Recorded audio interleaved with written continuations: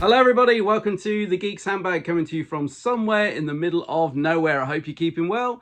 So, Doctor Who Target books, I love them. For years I've been going around charity shops and collector fairs trying to build up my collection of these classic little books.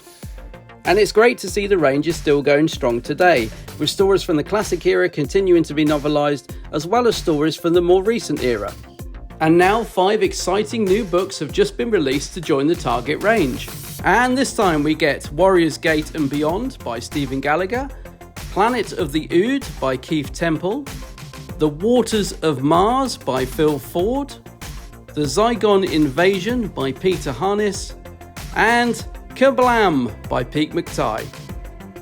So, in Warrior's Gate, a new-to-print expanded novelisation of the classic 1981 adventure, the TARDIS is caught in a collapsing void between two different universes. The Fourth Doctor, Romana and Adric must enter into a dangerous alliance with the Tharals, a race of enslaved, time-sensitive aliens. The consequences are explored in 2 further adventures, the Kairos Ring and the Little Book of Fate.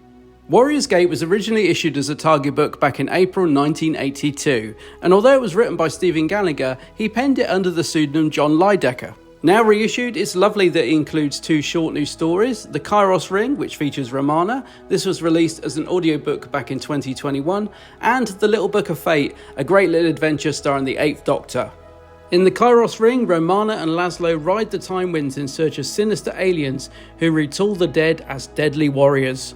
And in The Little Book of Fate, the 8th Doctor investigates a carnival freak show in the north of England where a figure from his past awaits him. And both these stories are a nice continuation and tie in very nicely with Warrior's Gate. Warrior's Gate is a strange, mind-bending story, but one that works well as a novel, and I enjoyed reading all 3 of these stories very much.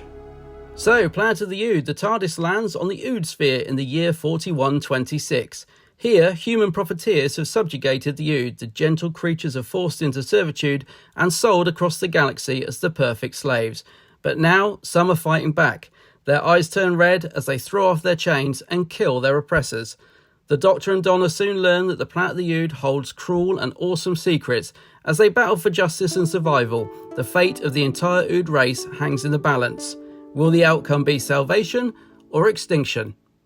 Keith Temple, who wrote the original TV episode, sticks fairly closely to what we saw on screen. He does flesh out some of the characters, but I feel there was definitely potential to add more depth to some of them.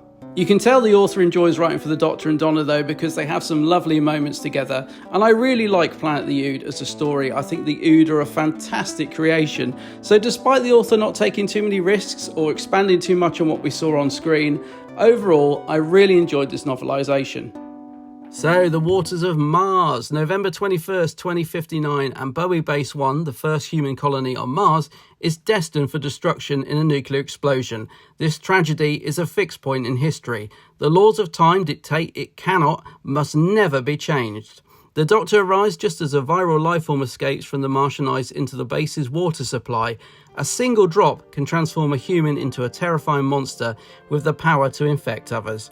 History records that the threat is destroyed along with the base and every human in it, but as his darkest hour comes calling, the Doctor resolves to break the rules, as he never has before. The Waters of Mars is one of my favourite episodes of Doctor Who ever. Originally written with Russell T Davies, Phil Ford does a fantastic job of novelising it.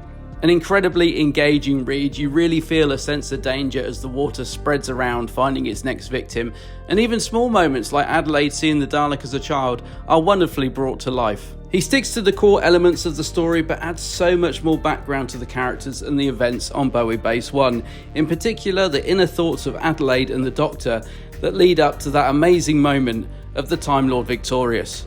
This novelisation didn't disappoint. Phil Ford has done a fantastic job. In fact, I think it will go down as one of the all-time classic Doctor Who Target novelisations. So, the Zygon Invasion. For years, 20 million shape-changing Zygons have lived among us in secret. They wear human form, hiding in plain sight. Now, a fanatical Zygon splinter group seek to expose their own kind and provoke a conflict that will force both sides to the brink of Armageddon to assure their own survival. It took 3 Doctors to broker a fragile peace between Zygons and humans. Now the 12th Doctor must face the fallout alone. With his allies compromised and his companion believed dead, can he stop the world from plunging into war?